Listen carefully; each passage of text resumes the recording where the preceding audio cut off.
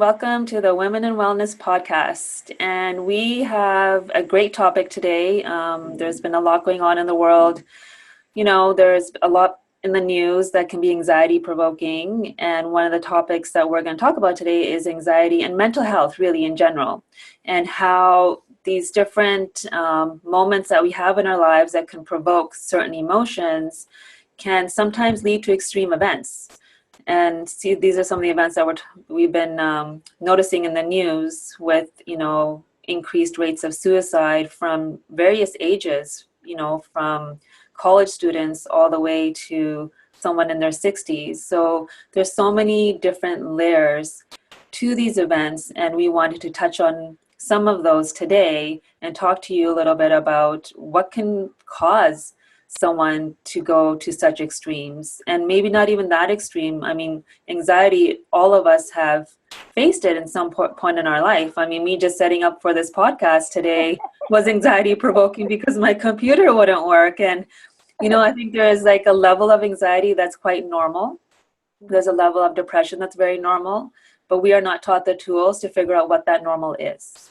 So today we're going to talk about those different layers. And Dr. Mindy, I know you were at a conference just a little while ago when you talked about a specific probiotic, because I think a lot of people don't make that link between the gut and the mind. And there's lots of new research, lots of different things out there that are educating us on how our mind not only affects the body, but the body's affecting the mind. So maybe we can start off by you describing some of that to us. Yeah, I think I'll be totally honest. I got sucked into the news last week, like the rest of people. Like when you see two high profile people start to commit suicide, you have to ask yourself, like, why. And then when I got sucked into the news, I started to see that they put up all these stats of like, suicide rates are up, antidepressant rates are up, like the world is getting more anxious and more depressed. Mm-hmm. So what, you got to ask, what is the similarity that we're all under? And yes, you can say stress, but we all have different levels of stress, but there has to be an environmental piece because we all are living in a very similar environment. So even though it's multifactorial, in my studies about the bacteria in the gut, there definitely is a gut piece. There's a gut bacteria piece. There's a toxic piece that nobody's talking about. And I think that's what you and I wanted to really address today is this doesn't take away from the fact that, people who are suicidal, people who are struggling with depression, anxiety can totally benefit from, psychotherapy and things like that. But what I think you and I really want to address today is like, what is this unknown piece that people aren't talking about? And for me, it's really helping people understand the microbiome and what happens in our gut that controls our brain. So, go ahead. I think more people are aware today that the gut has influence on absolutely everything. So I think in every podcast, we somehow bring up the gut and its influence. And I think something that people don't know is that those feel-good neurotransmitters are actually produced in the gut. Then they go to the brain. Right. I think a lot of times people are thinking when, there's so many people on SSRIs taking these anti-anxiety and antidepressant medications, they understand the concept behind it because they know that those medications are allowing those neurotransmitters to stay in that cleft between the neurons so that they can feel good for longer. So there is that understanding, but the understanding isn't there. They don't know that it's actually coming from your digestive tract. It's coming from the gut, the microbiome. The environment that's there is going to provide the availability for those certain neurotransmitters to thrive in the brain. Yeah. So the conference that I was at a couple of weeks ago, and Dr. Caitlin was there as well, it talked about which strain of bacteria really have the most impact on our moods. And what I've discovered in taking the information from what I learned there and then doing some research is that there are two very specific strains of bacteria that is appearing to be absent in most people's gut. And I don't know if you've heard of it. I always have trouble pronouncing them all, but one is F. pernutzi. Have you heard of the pernutzi bacteria? Okay, and then M. vacchi. That one you can find in dirt. Do you know about that strain of bacteria? You can find in dirt. Yeah. So Pranutzi, they've never been able to put into a probiotic until now, but it really controls serotonin, dopamine levels. It can help with insulin uptake. It lowers inflammation. So it's pretty impressive. And then the Vaki one you can find in dirt, but that's another antidepressant bacteria. Mm-hmm. So same kind of concept, that it really, these bacteria, when you get plenty of them in your body, what ends up happening is that they create serotonin and dopamine that make you feel good. Yeah. And we're so much more, we've talked about this before, we're so much more bacterial cells than we are human cells. Yeah, and absolutely. We're so conditioned to want to manipulate the human cells, but yet this bacterial world really can help us perceive our situation as being either worse or better than it is, depending upon if you have these bacteria inside of you. Yeah. Well, I've noticed a trend in my practice. A lot of women, I work with a lot of women and kids, and if there's children that are experiencing anxiety and the mom's experiencing anxiety too, I'll run an organic acid test on them, and I notice that there's a certain bacteria that's higher than the other ones, and that specifically being Clostridia. And what Clostridia does, it actually stops the conversion of dopamine into norepinephrine, which is that fight or flight hormone that we have. So it pushes it down a certain pathway, not allowing the body to actually utilize the dopamine that it has. So again, it's affecting the neurotransmitters, but the effect is coming from the gut. So when it comes to the bacteria, there's a real fine balance in the gut too. We have bacteria, we have parasites, we have yeast, we have all these things, but when they're out of balance, and that good bacteria that you were talking about, if those strains aren't abundant, it's really hard for the system to work appropriately. Yeah. So one vision that I have is, why wouldn't everybody just test their gut?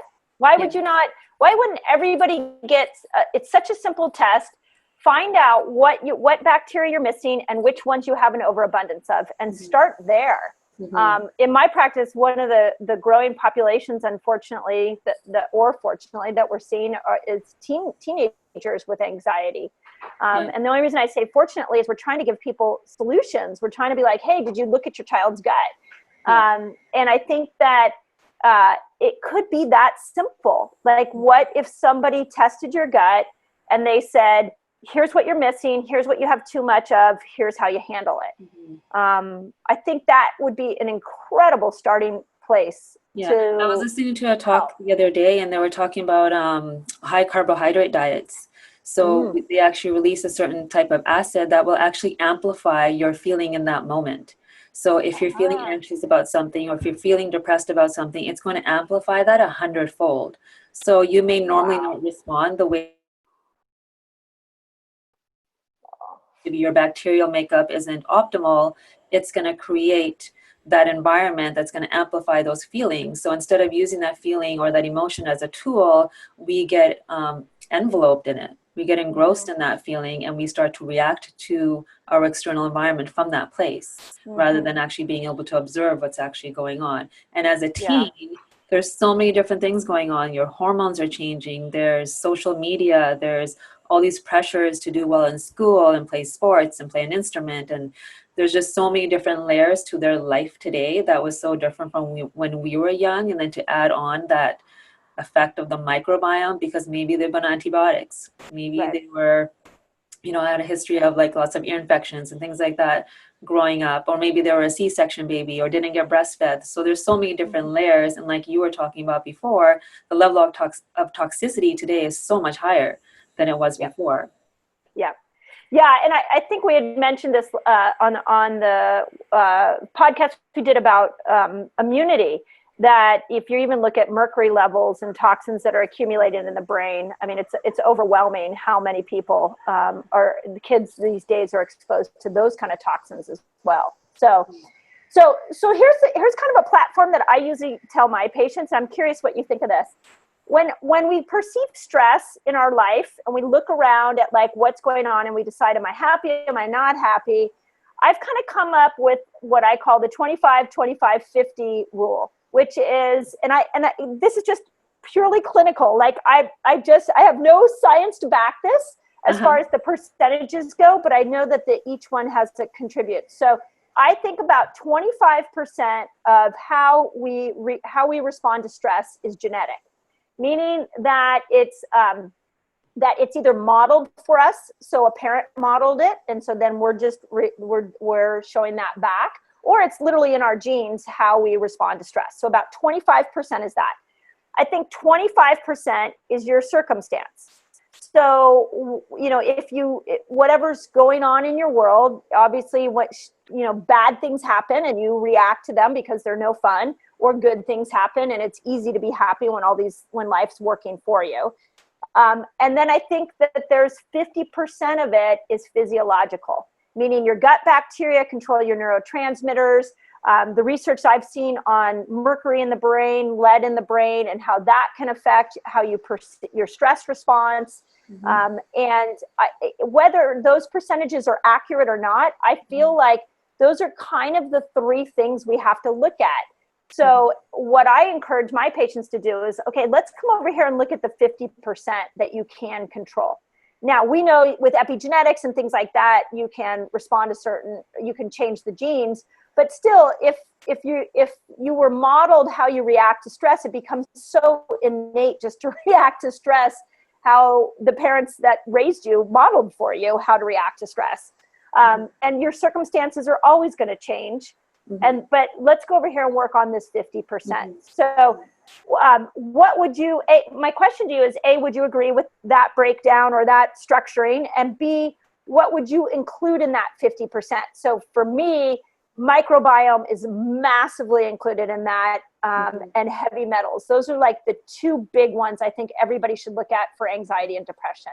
Yeah. And then carbohydrate load, I love that. What else would you, what are your thoughts on that?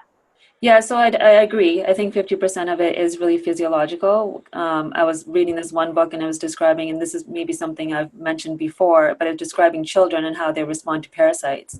And he was talking about a specific parasite, and the parasite, what it's doing inside, it's kind of gnawing at the kid. It's creating irritation, and all of a sudden that child was becoming more violent and like really irritated and like gnawing at like different things, like almost like eating like furniture, just not behaving like himself. So it's a real like outward expression of what's going on internally in our body. However, I do think though, instead of even our external circumstances, that subconscious patterning that was ingrained in us from like 0 to 7 years old, I feel like that innately will change our perception on so many different things, because we have this particular movie that plays in our heads. So even someone telling me that my microbiome is off, if in my movie now I've been victimized again, now it's my body not letting me thrive. So I will now take that and use that as a story rather than something empowering. So there's that aspect of like, if you're going to do the physical work, we have to do the belief system work, because we can do all the physical, they can feel good, but they will find something that's going to drive them in that direction again, where they feel a victim to what's going on in the world. And I use this term victim lightly because I know it can be very triggering, right? Because definitely there's things that happen in our life, circumstances where we are a victim to it. But again, it is still our option on how we respond to it. And that takes a lot of work, because it's not that we just learned it from our parents, it's generational that we've spoken about before, right? So all that patterning is generational. I mean, I'm a perfect example. Depression is huge in my family, and I've seen that go on a lot. And so I have those tendencies of when there's something is overwhelming, it could be so much easier just to go in my bed, put the covers over my head and just sleep and not even front what's going on. But I have to make a real conscious effort in those moments of like, no, that's not my pattern. That's not what's going to solve this situation. I have to choose differently. And that takes a lot of work. It's almost easier to go down that other route, and it's harder to be happier. So yeah, I agree. There's that 50-50 component. I just don't know about the percentages with circumstance. And so here's what I have found is that if you work on the physiological piece and you start there, because patterning is so like you said, it's so ingrained, it can go back beyond generations. So yes, that part should be addressed, but let's come over here and let's work with the microbiome. and Yeah. let's pull some metals out of you, and let's work with that, because Hormones. that's, that hormones, let's balance hormones. Like you're almost that could be the door in. And the minute you get a glimmer of happiness, the minute you get a glimmer of, I can do this, the motivation goes up. Now you're going to want to go back and do the harder work. Oh, absolutely. Most of my hormone patients that come in for hormones and working on that, that's kind of the exact direction that I'll take them. I'll say, okay, let's get you physiologically feeling better. Let's get you more energy. Let's get all that going so that we can dive in deeper to these belief systems so we don't go down that same rabbit hole again. Right. And we talked about progesterone a lot Yeah. in our podcast. We love our progesterone, right? So Yes, just we going have. back to that, I mean, that's one of our most anti-anxiety and antidepressive hormones, along with testosterone. Like we have more receptors in our brain than anywhere else in the body. Yep. So I think a lot of women are actually getting misdiagnosed with depression sometimes, but it's actually the hormones that have been thrown off for various reasons, whether it's an infection, whether the microbiome is off, whether it's heavy metal toxicity. So many different things can push those hormones in a direction that can display outwardly as these other symptoms of anxiety and depression. And you bring up such a good point. I think there's no one pill fits all approach to this. Mm-hmm. And yet, if you walk into a medical doctor's office and you say, I'm depressed, the first thing they're going to do is prescribe you a medication, mm-hmm. and which continues to throw things off even more. Yeah. I don't know if, Anthony Bourdain and if Kate Spade were on antidepressants, but antidepressants are known to cause suicidal thoughts. Mm-hmm. They can escalate if you're it's not the right chemistry for you and you take an antidepressant, it can escalate your homicidal and suicidal thoughts. Mm-hmm. Yeah, it's right on the label. Right.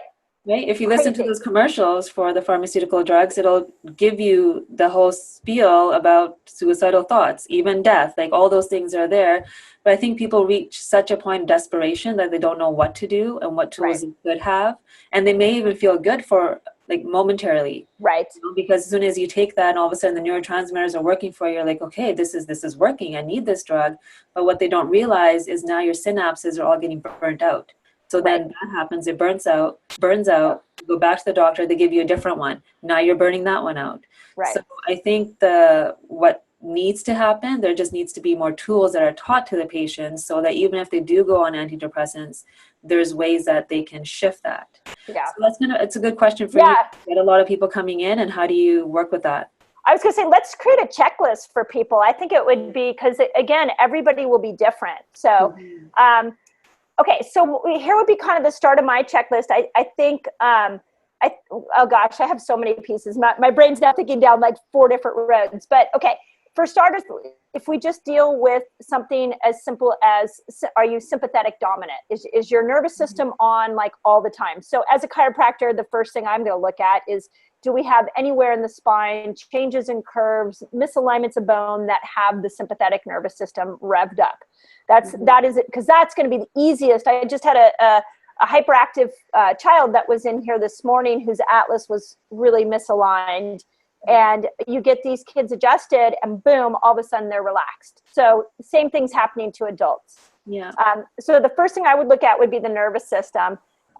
Then I would go straight to the next thing I would look at would be the microbiome. You know, what are we dealing with? What's the history of antibiotic use? Are they eating out all the time? Are they eating organic meats, or are they eating meats that have been pumped full of hormones? Yeah. So I would do a full assessment on the gut and get an understanding there. The test that I use is a gut zoomer, where we will actually have them do a stool test. I would deeply look into the gut. And then I would go to heavy metals would be the third, because these are all root causes. These are going down to what could be throwing the hormones off or the progesterone low. Yeah. And then I would go to the hormones. Yeah. So those would be kind of like where my brain would go. And then of course you got to throw in diet and things like that. But those would be the top 4 I would look at. What about you? I do those, and then I would add in the O test, the organic acid test. I love that test because it gives you a picture of a neuron and what your neurotransmitters should be doing. And if you have too much fungus, if you have too much Clostridia, it's going to give you a diagram to show you exactly the effect that that's having. So it really gives people a tangible thing to work towards.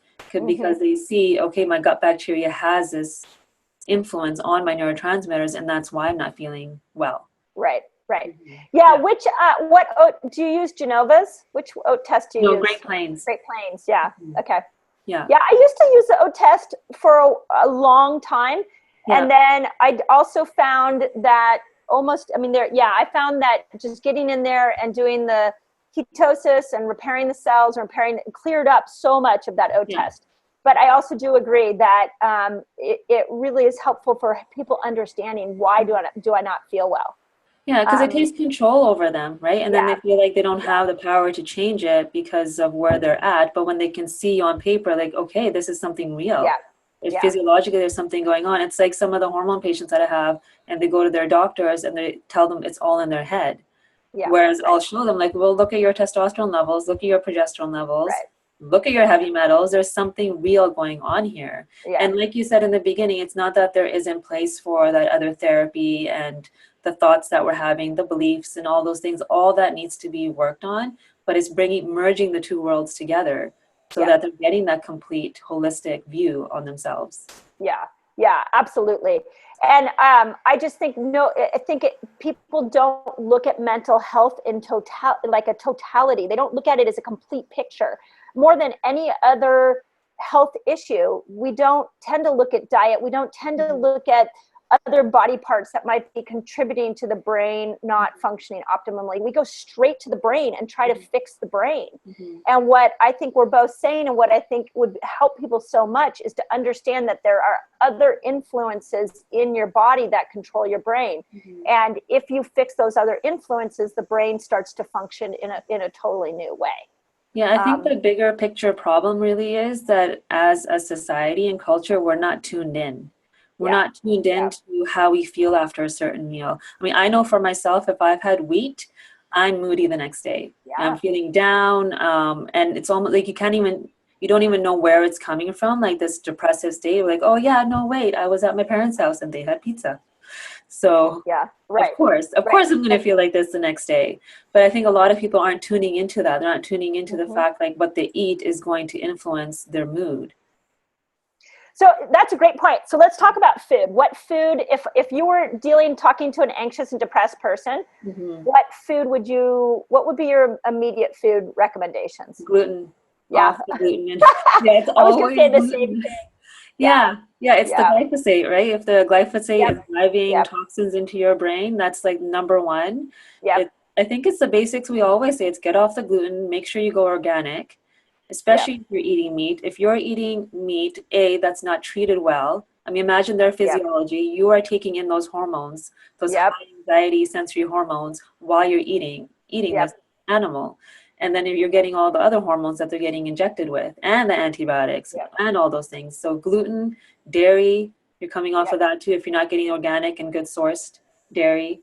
And also, organic food. That's the biggest thing for me. So I would agree. And then I would also add into that, I see such a profound difference in people when you get them into ketosis, because ketones are so healing for the brain, and the mental clarity that comes with a ketogenic diet is powerful. And I think what I've seen is, I mean, of course, in order to get into ketosis, you have to address everything that you just mentioned, right? You got to get off the wheat. You got to limit dairy. Where I see people go wrong is they overdo meat. And they're like, oh, I'm off of carbs, so then this is going to be a high meat diet. That's not what that is.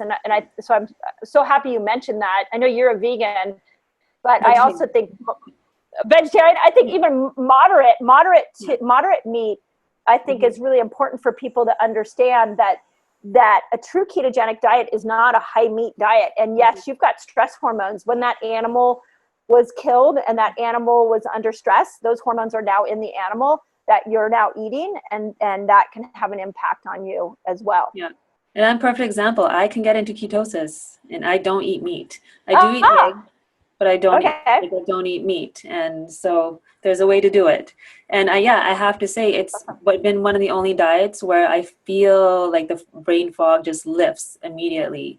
And memory is better. So those feelings, because all of this contributes to that internal emotion, to that depression or to that anxiety when we're not feeling like ourselves. we Right. start, getting down on ourselves. Like, where did I put the keys? Oh my God, I can't remember that either. So there's this like cyclical effect. There's the physiology aspect to it. And now all of a sudden the mind is diving in too and Right. creating new patterns of like not good enough and what am I doing wrong and all these other things. Yeah, exactly. So, okay, so let's go back so we can map it out. So make sure you know what's going on in your gut, know your toxic load with heavy metals, balance your nervous system. There's a lot of different ways. We can talk a little bit about yoga because I know that you've probably, and breathing. There's some great ways to balance your nervous system that way. Ketogenic diet. So let's go to nervous system. What else? Let's talk about breathing. I know that I, for a long time, used something called the 478. That I just found it on the internet and started using that to calm myself when my kids became teenagers, and it activates GABA in your body. So there are little tricks like that you can use to lower anxiety. Yeah. What are some of the things that you've found? Yeah, there's a meditation that I give to most of my patients called the meditation for a calm heart. And essentially it's placing one hand on your heart, one hand's up, and then you're breathing in for 5, and then you're holding it for 5, breathing out for 5, and then again holding it out for 5.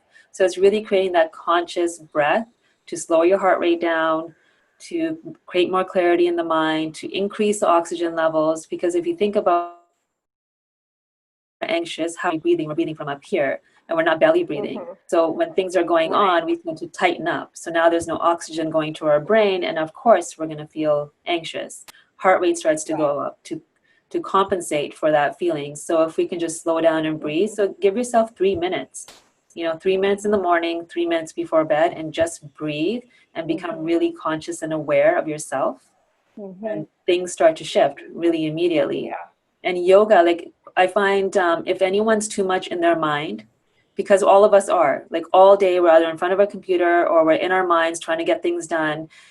If we can land in our body, so whatever that looks like, whether that's going for a run, whether that's dancing, whether that's doing some yoga. I mean, the great thing about yoga is you're forced to use your breath and move through it. So you consciously move through the anxiety, you can move through the feelings.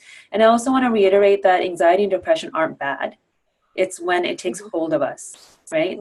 If we can use it as a tool and information of like, I'm feeling anxious about something here. What's actually going on? Like when I couldn't get the computer, I was worried that, Dr. Mindy has a patient coming. So you only have a little bit of time. Gotta get this going. But there's always a way to assess the anxiety and the depression that's going on. You just have to ask yourself the right questions. And one of the ones you can ask yourself is, who does this belong to? This emotion that I'm having, this thought that I'm having, who does it belong to? And that in itself will start to calm the nervous system down. And will try to teach you to go into more of that parasympathetic state instead of getting ready to fight. Yeah. I love that. That's a great idea. So I use the 478 a lot when I'm by myself, because it can, within 2 minutes, it can zone you out. So people can look it up online. It's basically you breathe in through your nose for a count of 4. You hold your breath for a count of 7, and you breathe out through your mouth for a count of 8. And I used to do it where I used it really well was when my daughter first started going into the teenage years, and I would, she went from the kid that would like hug you when you walked into the door to like, why are you looking at me? When you walked in the door. You haven't experienced that yet. I know. No, I'm not looking forward to that. It's coming. So I remember being like, I didn't know what I was going to walk into. So I would pull into my driveway and I would do 3 rounds of 4-7-8 breathing. It took me 2 minutes. I would just breathe in, hold it, and then breathe out. And it was something as simple as that calms your nervous system so quickly. So those are little tools, like you were saying, like little one-liners that you've got to have a toolbox of, an arsenal of, so that when stress hits, you have some tools that you can go after. Yeah, absolutely. Yeah, and there's lots of therapies. There's Reiki, there's acupuncture, there's chiropractic, like you were talking about. There's lots of different therapies out there that can teach you these tools and kind of get you into that state so that you can remember that state more often, because we tend to remember our sympathetic state and we're used to that. So when we get relaxed, the body gets a little confused at first, like, what is this feeling? So, getting into a rhythm, really getting into that parasympathetic state, so important. What about, have you used CBD oil at all? We've had some really good luck with CBD in our clinic. Yeah, Are you we guys not can't allowed to right use it? now, not yet. Yeah, yeah, we're getting Okay. there. The Canadian Yes, thing. the Canadian Yeah. restriction. Okay. Well, I'll tell you, we've had some really cool luck with, and luck might not be the right word, but some really cool experience with CBD. Mhm. And in just calming the nervous system. It just has a Great. calming effect. Yeah, And the trick is you have to do, like I do it when I come home at night, I do a couple drops under my tongue, and you have to do it whether you're feeling anxious or not, because it yeah, accumulates in your body. But yeah. it will turn on your parasympathetic nervous system really nicely. Yeah, yeah, and there's lots of herbs too, like passion flower, chamomile, valerian. There's different things, different teas that you can have. Just creating almost a routine around Right. it, like a daily Yeah. routine, taking a bath with Epsom salts, so you can calm the nervous system down with that. Just giving yourself time for you Yep. can create a Yeah. better habit. Yeah. Yeah, and with the herbs, same kind of thing. I think that it can be helpful, and what I'm hoping the world will get towards is really understanding the root cause of all this anxiety. Why do we have so much anxiety in this world? Why is it on the rise? And what factors can we control? I think those are like really, really, and so herbs are awesome. And let's keep digging. I think as parents, as women, we just need to keep digging for the root source. And what I'm seeing happens to so many people is that they're just kind of succumbing to it. I mean, they're just like, oh, let me put me on a pill. This is the way my mother was. I live a high stressed life. And we're just kind of like folding into the demands on our world. And I think, and on our lives. And I really hope what people will see is that there are so many tools. I mean, here we are in a 40-minute, podcast talking about a variety of tools that we all can tap into, just people don't know enough about it. So yeah, well, let's go to the food now too. Okay, great. Foods that you can have that will increase that more parasympathetic state, and foods, I know we've talked about the ones we can take out, but what can feed our microbiome so that we have the right stuff in there? Right.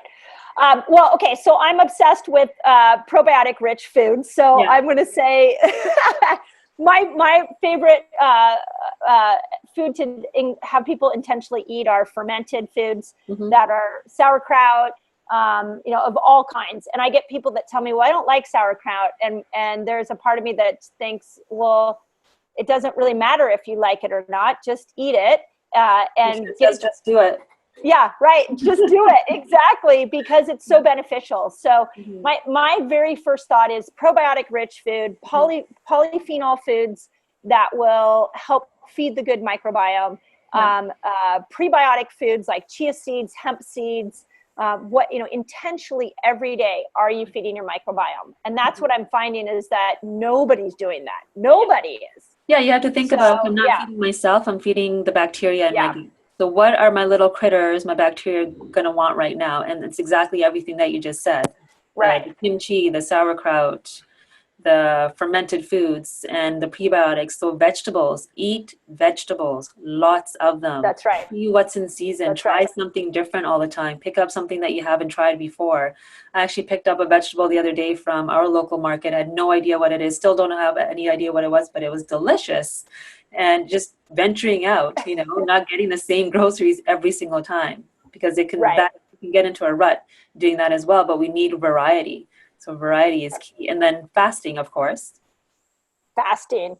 I saw a really interesting study last Friday. I was looking through trying to understand Pranuzzi a little bit, Pranuzzi, and trying to get an idea of where do we get it and where does it, what foods can we eat? And turns out that fasting increases Pranuzzi in your gut. When you take away food and you fast, it actually makes that bacteria grow. And that bacteria is one that you need for supporting a healthy mood. Well, that's amazing. It's a bonus. Yeah, right. Intermittent fasting, 24-hour fast, water fast. Who's using those as tools to help with depression? Yeah, absolutely. Yeah, so now we've covered the nervous system, we've covered the gut. Next is the toxicity. So get your heavy metals tested, right, to see what's going on there. And also really assessing your world, like little things like shut your computer down at a certain time at night. Get those blue light blockers so you're blocking Yep. out the blue light and you have more red light right before bed. These are all things that are Yep. contributing to a more relaxed nervous system. So these are little tools that you can do. Yeah. And what was Yeah, number the 4? one that the one that I use is Iris. I was just thinking about, sorry, my connection is really bad. I'm trying to find the best connection in my office, but I use Iris. Do you know what Iris is? Yeah, Have on you the used phone. that on your computer? Oh, not Yeah, on or the computer. phone. Yeah. Yeah, it creates a block. It creates like an image, a Blu-ray block or a blue light block, so it's not coming at you all the time. Right. So have you tried that? I put it on my computer and it just creates like kind of a pinkish hue to it. No, I haven't. I have the glasses. I have the blue light blockers we put on Oh, you do in the the, evening. yeah. Yeah. I That's look cool, interesting. so Yeah. I do that. But so back to the thing about heavy metals, you know, heavy metals will sit in GABA receptors in the brain, and they'll occupy GABA receptors so that the brain can't pick up any GABA that's even being produced by the gut. And GABA is what calms the brain. So really, really critical that that people get their heavy metal load. With that, we've done so. Yeah, no, I was just gonna say we've done so much heavy metal detoxing that there's the two most common things I see is people say, oh my God, I'm like experiencing joy like I used to experience before, like years ago. And then people are sleeping better. So those are like the two like consistent that I will hear people say to me. Is that what you're noticing as well? Yeah, absolutely. And when there's lots of toxicity going on in the gut, whether it's from the heavy metals or infections or anything like that, serotonin is getting used up in the gut. So there's not a lot left over for it to actually travel up to the brain and allow those feel-good feelings because it's getting used up due to the inflammation. Yeah. So all of it plays a role in it. Yeah. Yep. Yeah. So I think that's a big list. I mean, that is a big list. Yeah. I think my hope with today's podcast was that people see that there's a lot they can do. If they have chronic anxiety, if people around them have chronic anxiety, if they have a child with chronic anxiety, that there are a lot of resources you can start to look at, a diet being a key one, and then going from there. I mean, I think we created a pretty good checklist for people.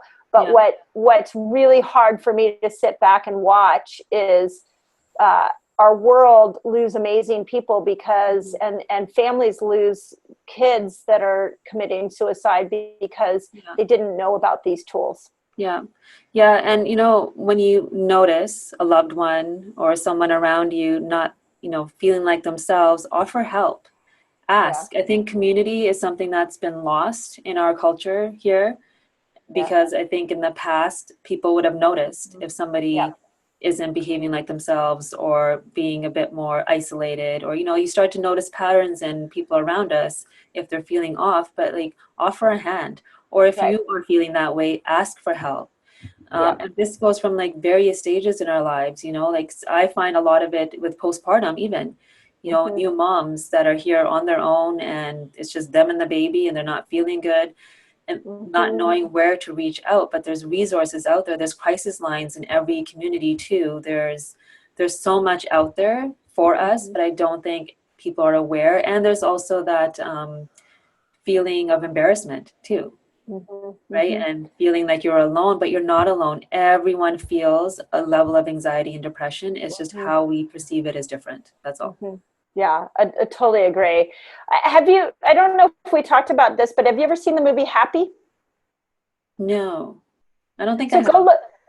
Go watch it. I highly recommend it. It's a documentary on happiness and what predicts happiness. Right. And they actually do a little pie graph or a little chart. And one of the things, this was what made me think of it as you were talking, is one of the things that really contributes to happiness is working together with other people in a community.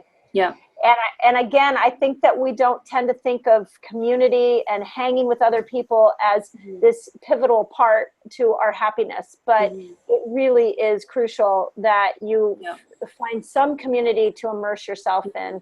And I don't think I think online communities are good, but I don't think there's anything like face-to-face community. Oh, absolutely. It's totally different connection. We did a value exercise in one of our staff meetings, and one of my main values was community and helping society, not even helping others, but like that bigger picture. And I do that through feeling connected with other people. So it was interesting for my husband to see that. He's like, oh, that's really important to you. Well, growing up in the culture that I grew up in, there's so many of us all the time. Right. And for him, he grew up in a family where it's just the 5 of them. So it was a very different experience to come over here and be like, you guys are together all the time. There's always events. There's always things going on. And I'm like, well, that was life. And when that's not there, that's when you start feeling isolated and lonely. And we can even be in a big crowd and still feel lonely. It's like creating that connection first to oneself, knowing who you are, so that you're able to bring out that connection with the other and into the community too. So lots of different layers. Yeah. Lots of layers. So this was awesome. I hope, I mean, again, I hope that this gives people ideas of what they can do. I do think that the going on meds is a slippery slope. It can be a slippery slope for people, and really helping people understand that there are natural solutions is really, really important, because you can, I mean, of course, everybody's path is different and everybody's unique, but I think what our purpose in doing this podcast is really helping people see that there are some solutions they may have never looked at. Yeah, and some homework we can give. I love Tony Robbins, always listen to him, and I always go back to his 6 basic needs that we have as humans. If you just go to YouTube and punch in Tony Robbins' 6 basic needs, figure out what yours are. You know, once you figure out what drives you and what pulls you in certain decisions that you make, it creates so much clarity on the emotions that we feel and the meaning that we give those emotions. So that would be my homework for the listeners, is to go watch that and figure out what your values are and also what drives you. You know, the 2 needs that he said everybody has is growth and contribution. That if we naturally feel like we're growing as individuals, there's a sense of satisfaction and happiness in that. And when we feel like we're contributing to something bigger than ourselves, it's like those are 2, and it's so true if you ever think about like times in your life where you feel like you're progressing and growing to a bigger place, and you're doing it with other people, and you're doing it in a way that's helping people. Wow, that's like the ultimate in happiness. Yeah, absolutely. Oh, absolutely. That's what actually brings out like true joy, because nothing external that's giving it to you. It's you. Yeah, it's you bringing yourself forth, like your best and highest self, your best version of you. Yeah. Right. And it's funny because it's sort of backwards, right? We have a tendency to believe that we're here to get stuff for ourselves. You know, like the next happiness will come in the next car, happiness will come in the next job. And nothing could be further from the truth. What we accumulate. Exactly. Yeah. So. But it's what we give. Yeah. Cool. I could chat with you about this forever. And for me, it feels good just to be able to offer up some solutions after I watched all of the dreaded news last week. Yes. I think it's important that people know there's other things that they can do. Yeah, and reach out for help. That's what we're here for. If you're wanting to learn about new tools, or if you need some articles to read, please reach out on our Facebook group so that we can help you. And that's why we have that private group, so that we can talk about these issues. We can talk about things that are going on. Awesome. Yeah. Fabulous. Okay. Well, I'm glad we made this happen despite your computer issues. Yeah, and Dr. Caitlin, we missed her, but I'm sure she had things to contribute on Facebook. So this is what she says. Subscribe to YouTube, download the episode from iTunes, and join our Facebook group. There we go. Awesome. Okay, well, and again, find us on, if you resonate with any of this, please find us on the Facebook group and reach out. We definitely want to be there to help in any way we possibly can. So. Yeah, take care. Okay, have a great one.